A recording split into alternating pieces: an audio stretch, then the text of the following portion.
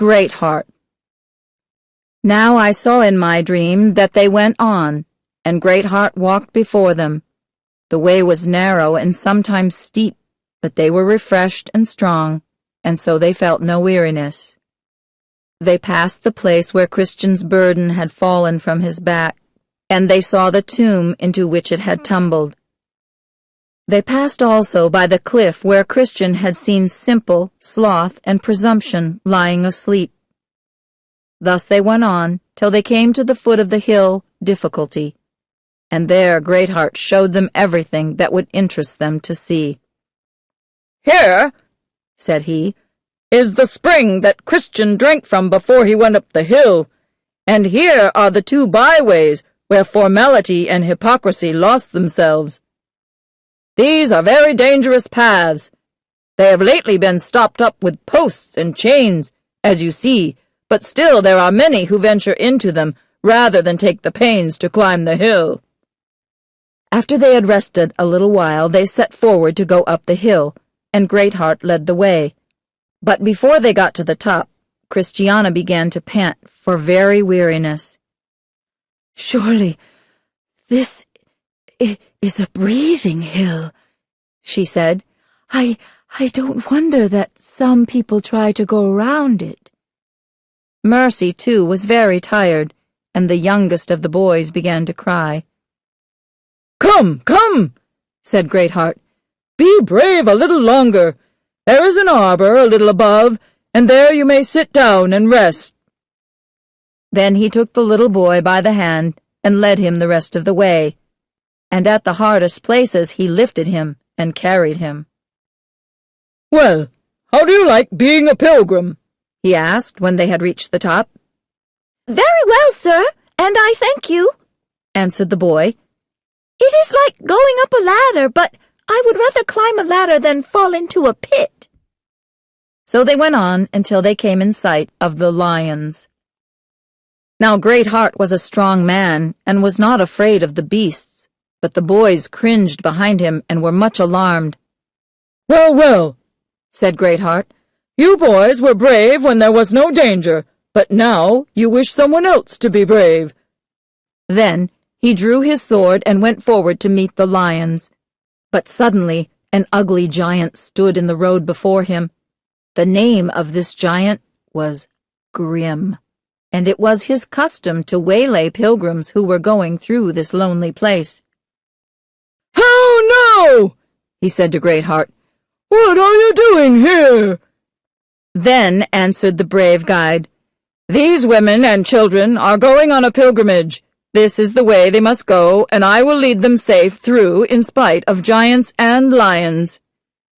"Indeed, you shall not," roared Grim. "You shall not go past me and my lions." But Greatheart was not afraid. He said not another word, but rushed upon the giant with his sword. The big fellow drew back and defended himself with his club. "Ha! Do you think you will slay me here on my own ground?" he cried. "We are on the king's highway," answered Greatheart. "You shall not hinder these pilgrims from passing." And with that he gave the giant a blow which brought him to his knees. With that same blow he broke his helmet, and with the next he cut off his arm. The giant roared so hideously that the women and children were greatly frightened, but when they saw him sprawling on the ground, they were glad. Now the lions were all the time roaring and tugging at their chains, and the noise was so great and fearful that the pilgrims would have fled in terror had it not been for their guide. But he, taking the little boy by the hand, said to the others, "Come now and follow me. No hurt shall happen to you from the lions." So they went on, but the women trembled as they passed the raging beasts. The boys looked as if they would die of fear, but they clung close to their guide, and all got by in safety. And now, looking up, they saw the House Beautiful not far ahead of them, and going on with haste, they soon came to the porter's lodge. Night was already come, and all was dark and silent within, But Greatheart went up to the gate and knocked loudly. "Who is there?" cried the porter. "It is I," answered Greatheart. The porter knew his voice, for the brave guide had been there many times before. He hurried down and opened the gate, and when he saw Greatheart standing there, he said, "How now, Mr. Greatheart? What is your business here so late at night?" For he did not see the women and children who were behind him in the darkness. "I have brought some pilgrims," answered the guide. "They wish to lodge here and rest for a while." "They are indeed welcome," said the porter. "But why are you so late?" "We should have come much earlier," said Greatheart, "but we were hindered by old Giant Grim, who has often waylaid pilgrims and helped the lions. I had a long and hard fight with him, and I guess he will give no further trouble." "Well, well, that is good news," said the porter. "Now come in and stay till morning." "The pilgrims will go in," answered Greatheart, "but I must return at once to my master." Then Christiana spoke up and thanked him.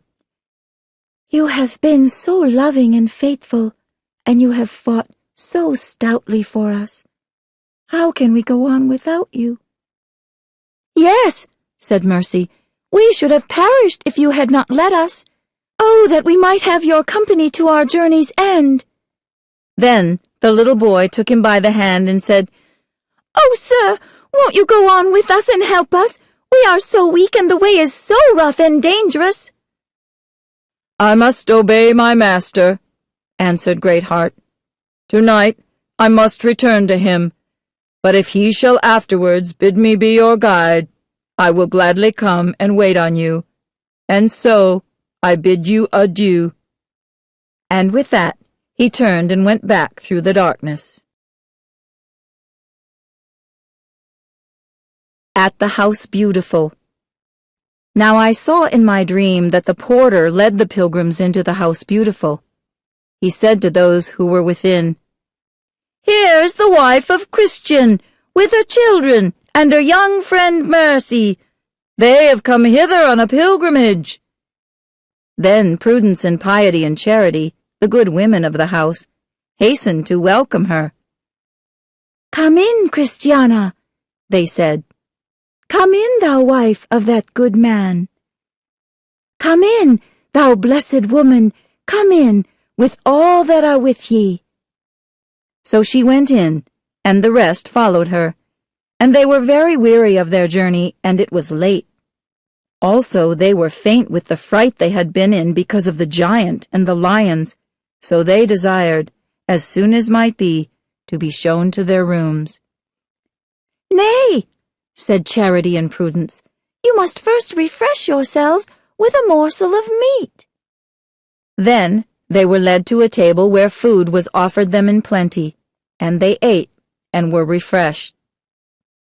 When they had supped, they were taken to their places of rest, and Christiana and Mercy were given the same room in which Christian had slept when he was there before them, and the name of that room was Peace. Now, as they lay composing themselves to sleep, Mercy suddenly cried out, "Hark! Do you hear that sound?" "Yes," said Christiana. "I do believe it is the sound of music. They are having music for joy that we are here." "Wonderful!" said Mercy. "Music in the house, music in the heart, music everywhere for joy." So they lay quietly and listened, and soon fell asleep. Now when the morrow was come, the sisters of the house would in no wise consent that the pilgrims should go forward. "Tarry with us for a while," they said. "The summer is yet long, and there is no haste that you should finish your pilgrimage." They therefore abode in the House Beautiful, not only one day, but 2, and many more. And every day they saw some new sight or learned some new and striking truth, and their hearts were filled with joy and peace.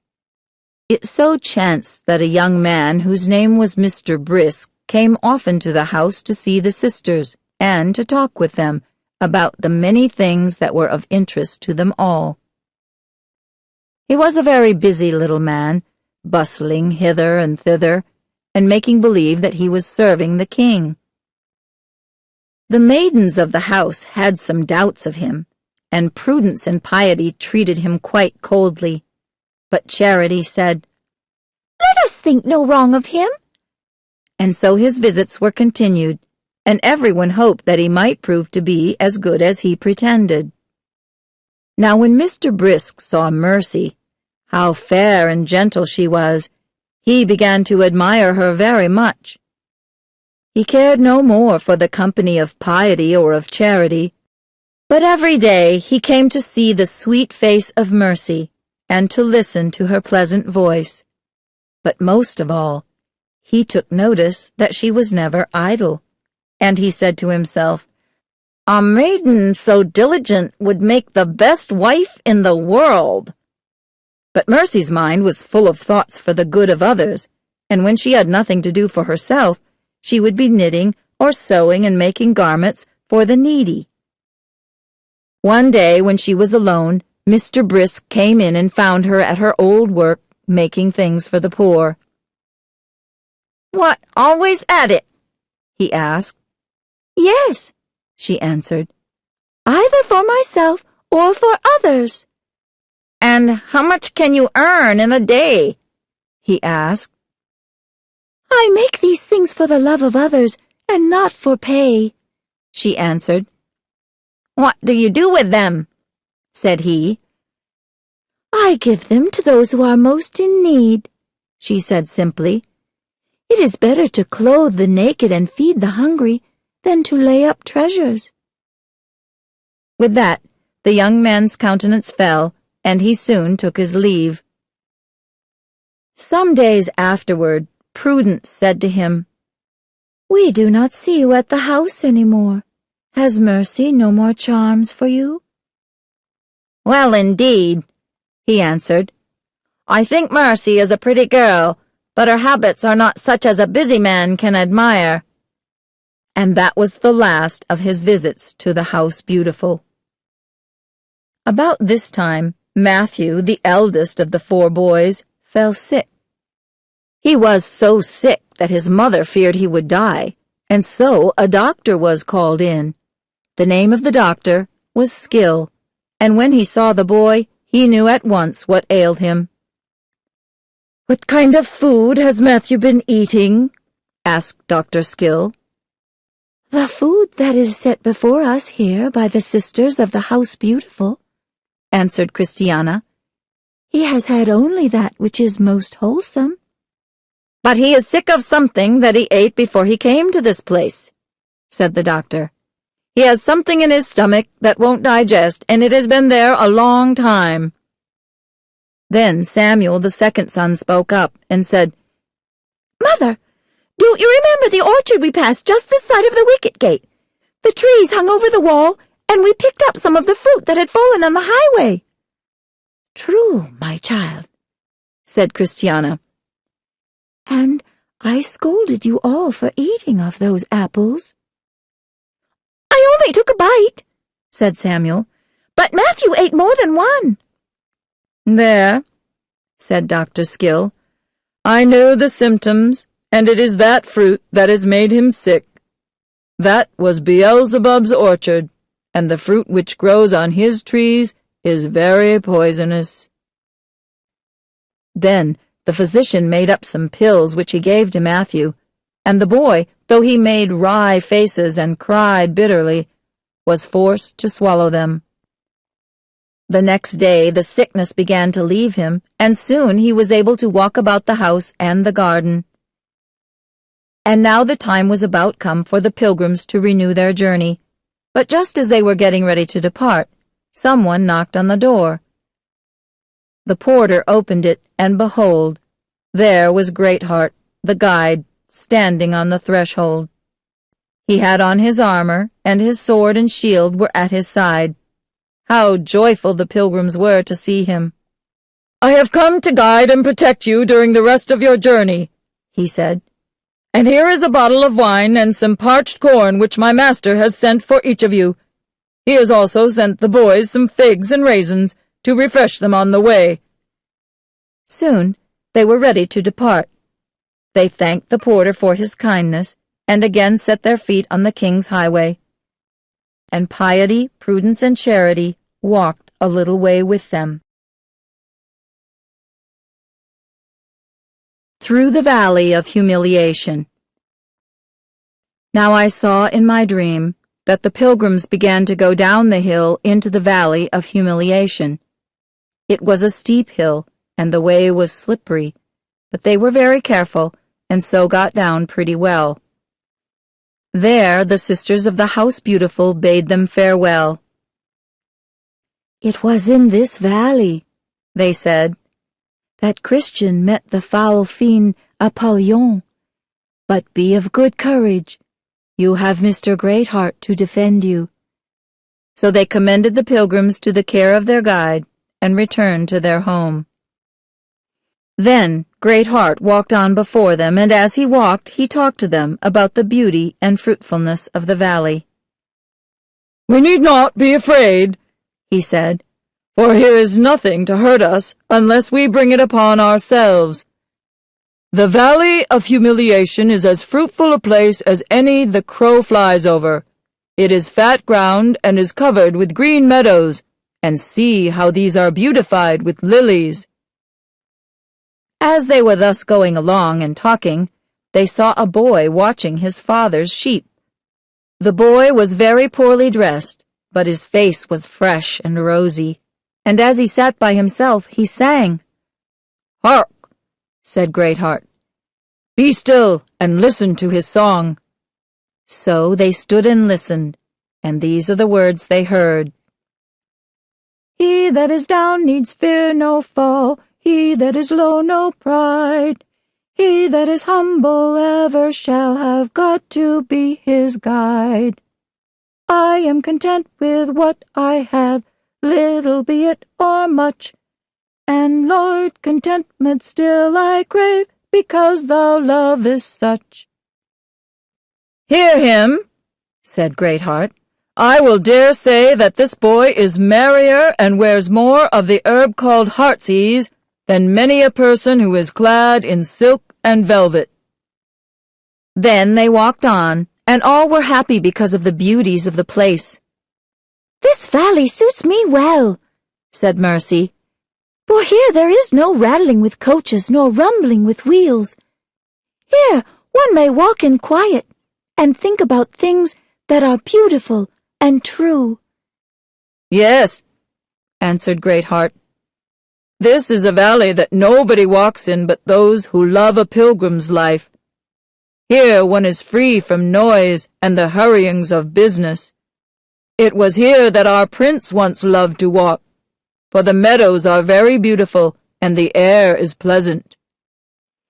Soon they came to the place where Christian had fought the fiend Apollyon, and Greatheart pointed out to the boys each noted spot in that field of battle.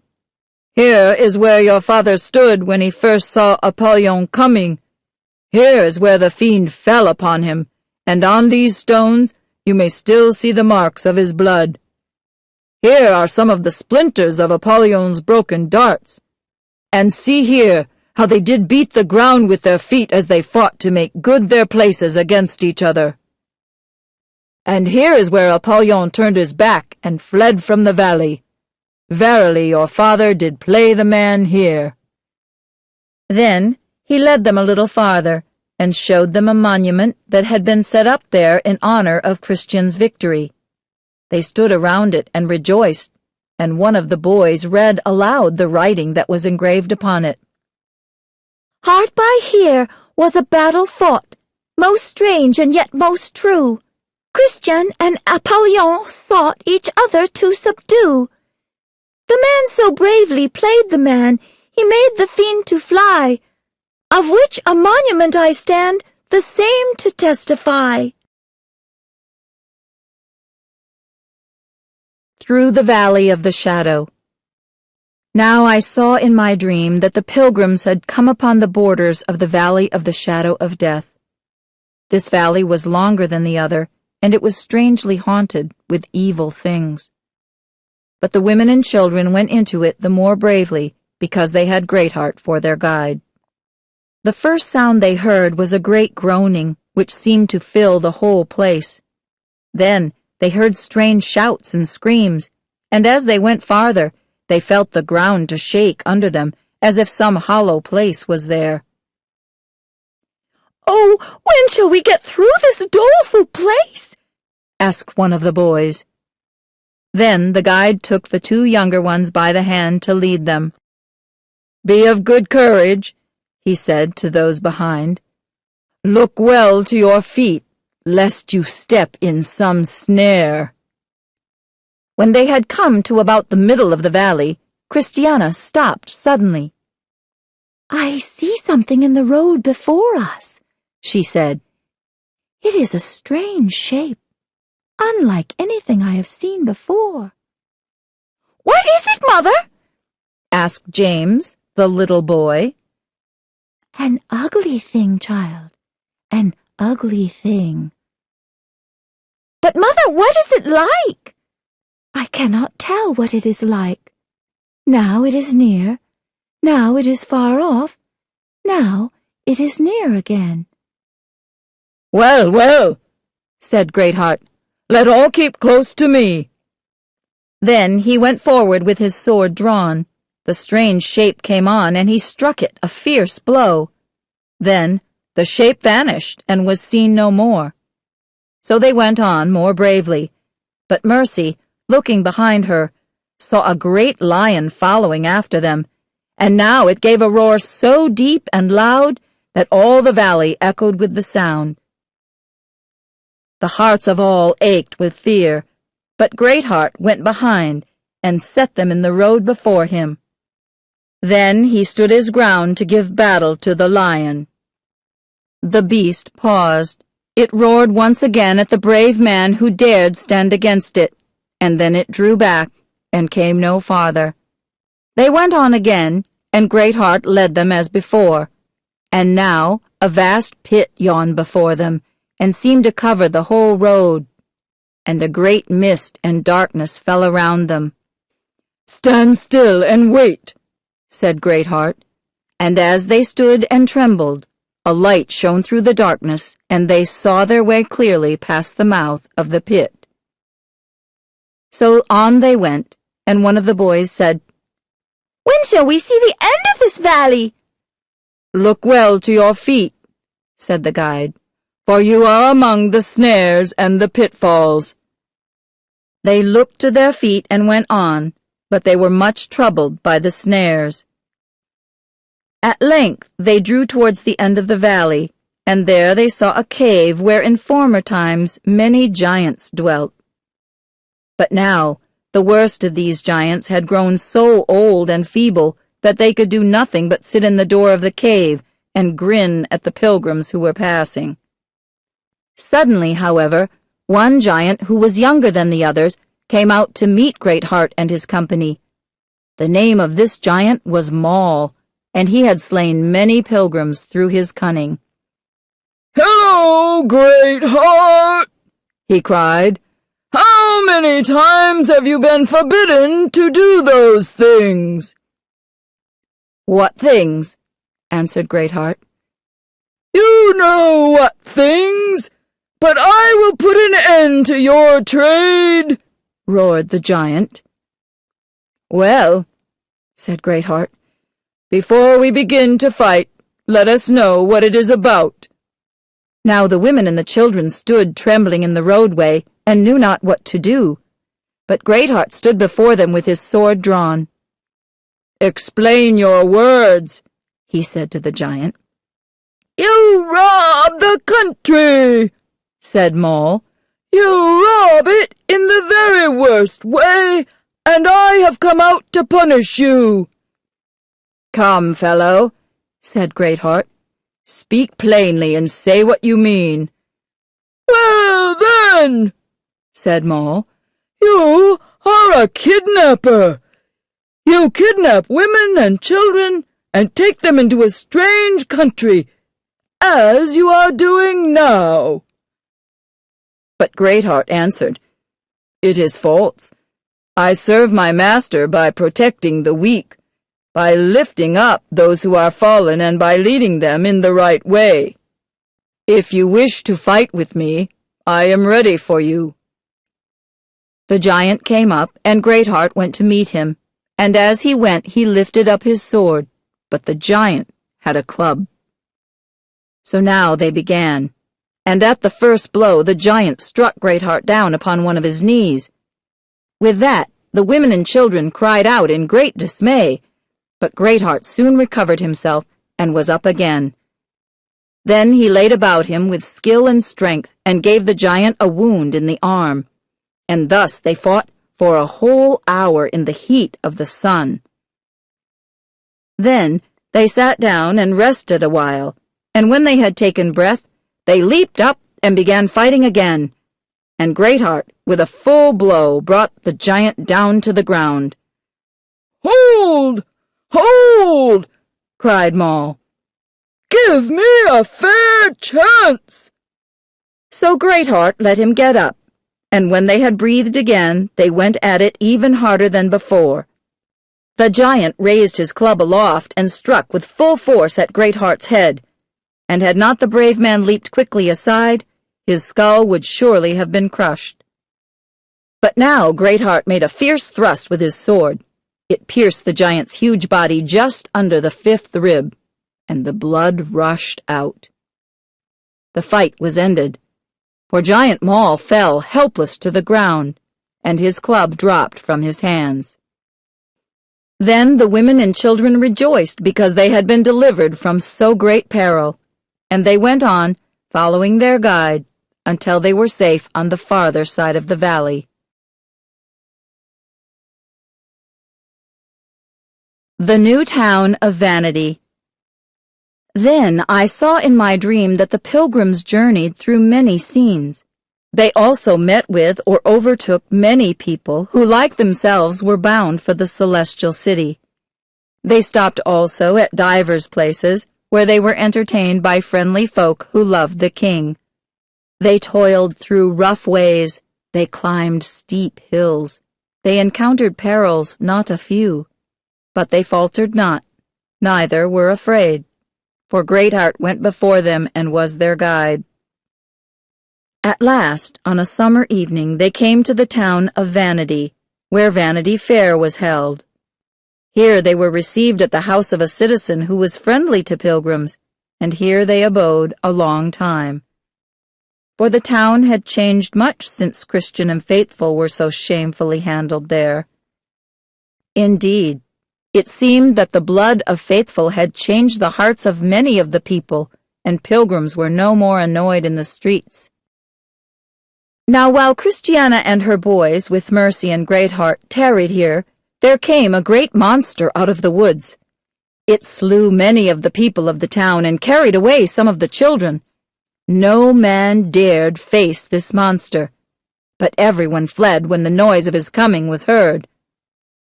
This monster was like unto no other beast in the world. Its body was like that of a dragon, and it had 7 heads and 10 horns. Now when Greatheart heard of this beast, he agreed with certain good men of the place to go forth and give battle to it, for he wished to deliver the people from the paws and mouth of so dreadful a creature. Then did he, with 4 companions good and true, go forth to meet the monster. You should have seen them with their armor and their well-made weapons. When the fierce creature first beheld them, it lifted up its head with great disdain. It would fain have made away with them had they not boldly stood their ground. But being sturdy men-at-arms, they so belabored it with their swords and clubs that it was glad to return to its lair. Often after this did the monster come again into the town to carry away the children, but Greatheart and his valiant men were always on the watch, and drove it back with many blows. Soon it became so lame by reason of its wounds that it could do no further harm, and some believe that it died of the hurts which it received. Thus Greatheart became a person of great fame in the town, and many besought him to remain and make his home there. But he remembered the commands of his master, and when the time came that the pilgrims must go on their way, he girded on his armor and went before them.